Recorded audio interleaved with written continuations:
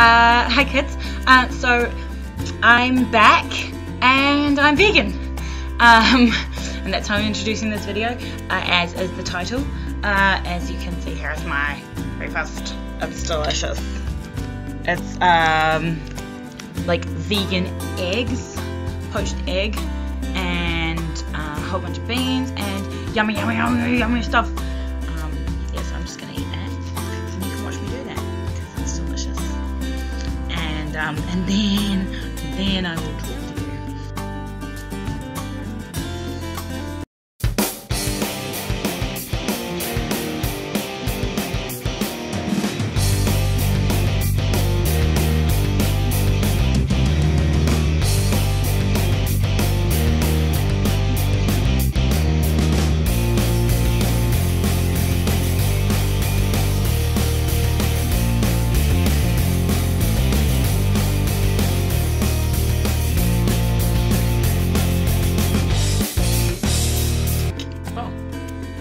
That was gone in approximately 1.5 minutes.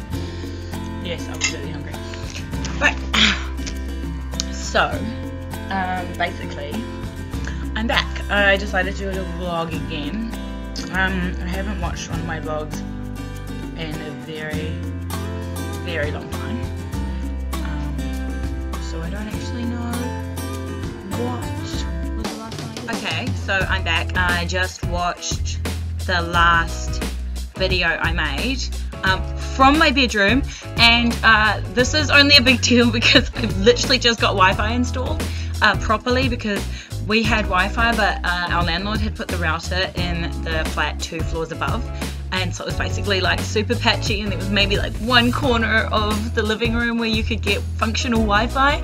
And now I'm in my bedroom. Well, I say my bedroom, I mean our bedroom, because me and my sister Olivia live together, my beautiful sister. And I'm watching and making videos from our bedroom, so that's a big deal. Anyway, so I watched my last video, which was well, I've uploaded videos since then, but only for audition purposes or fundraising. But my last Adamina, which I'm no longer gonna call them because it's not continuous from there. Anyway. The last one I did was like in August last year when I was still homeless, and I was at my friend Kyle's place, chilling on his couch and talking about loom bands and about how I was going down to Devon with my boyfriend, which ended like over a year ago. And so I've been single for a year, which has been a lot of fun actually, and a lot of free time. And I know that sounds like a typical like, oh, I don't need a boyfriend, I'm single kind of like shit to say, but it's true. And I also mentioned my rat's tail, which at the time was like this long, and is now like this long. Yeah, so I've kept growing it out. I didn't realise I started growing it so early in last year. I thought I started growing it September, October, but clearly I started growing it in like August. So it's been taking ages. And that's how long my hair would be if I didn't keep cutting it. But I have started growing out, and as you can see I'm blonde again. Although my roots are really bad. I did go blonde again like last November, and then I'm staying that way. I kind of like the roots, but I'm gonna get streaks.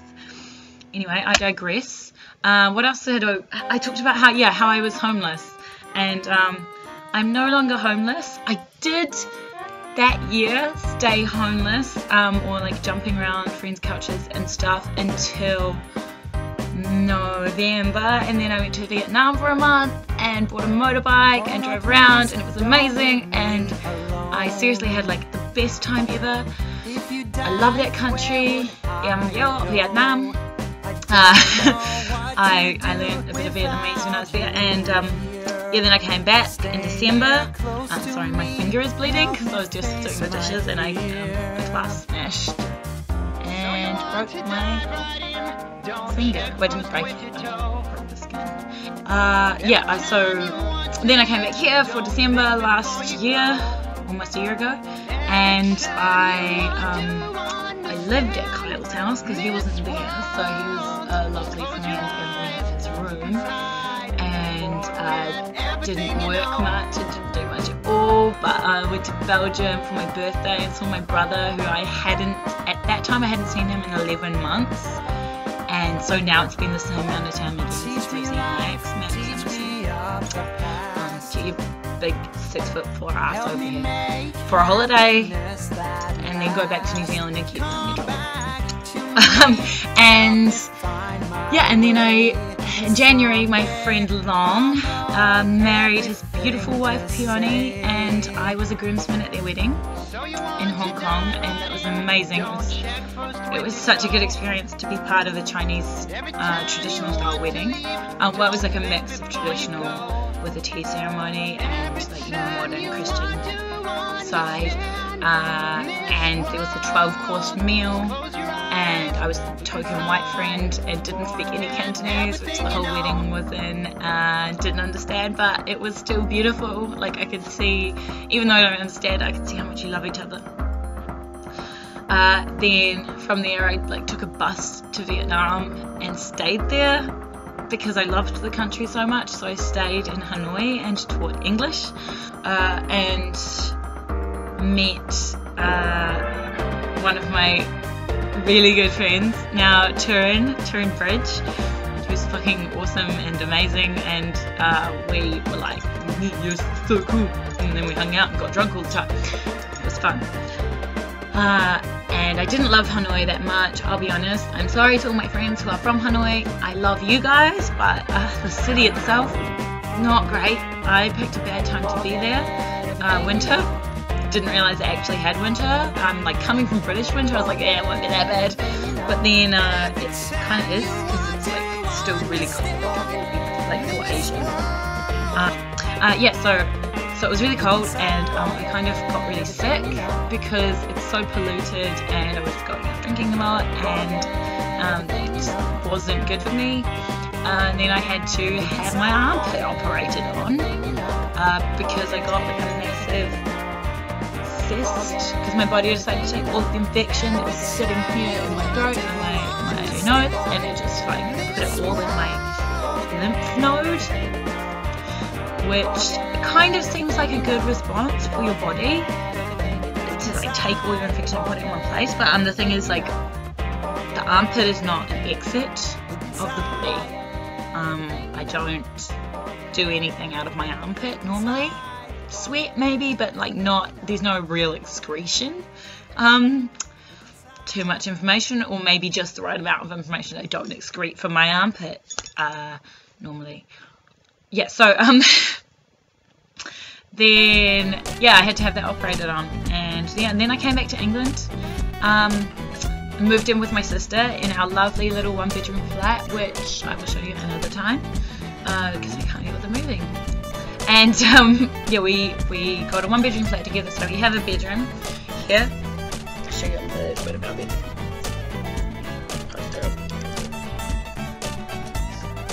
Our washing.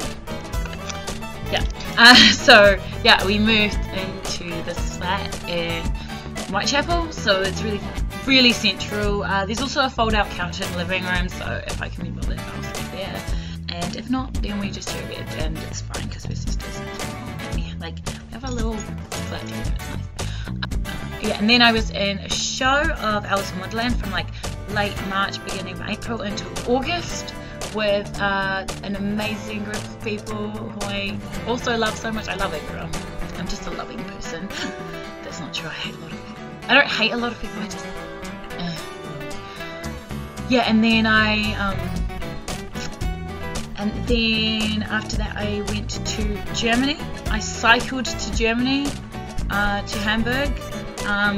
That's my thigh muscle from that, because I was trying to fundraise for a TV series I've started writing called Foreigners, which is essentially about me and a whole bunch of other people from different countries living together in one flat in London, and the life they have, because that is London.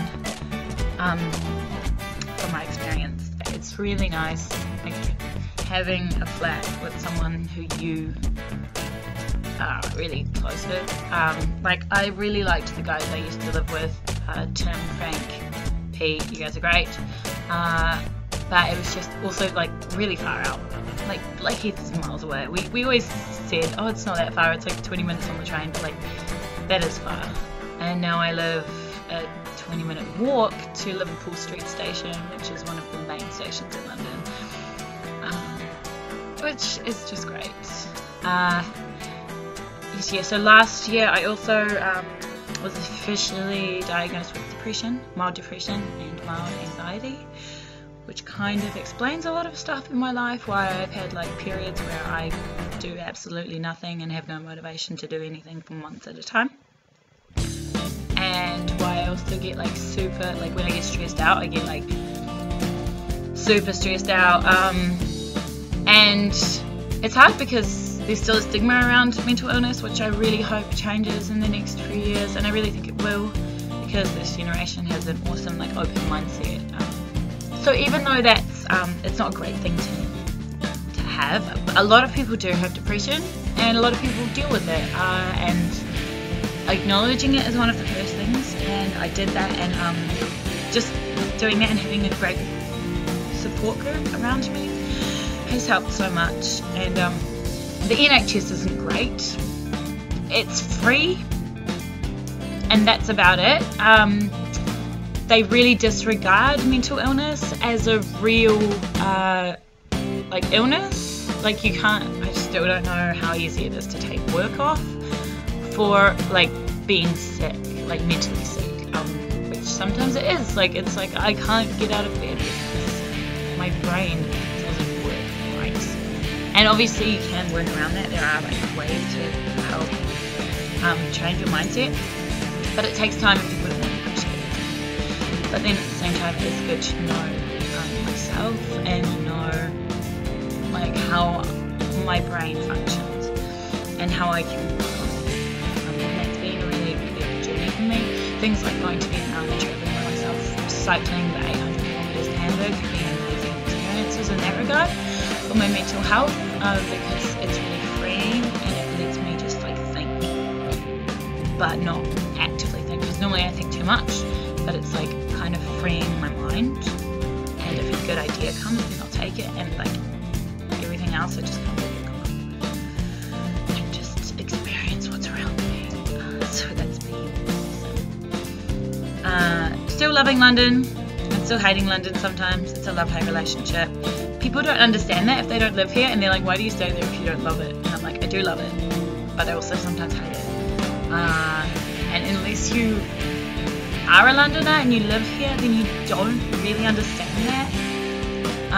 But it's just such a, I don't know, I love it.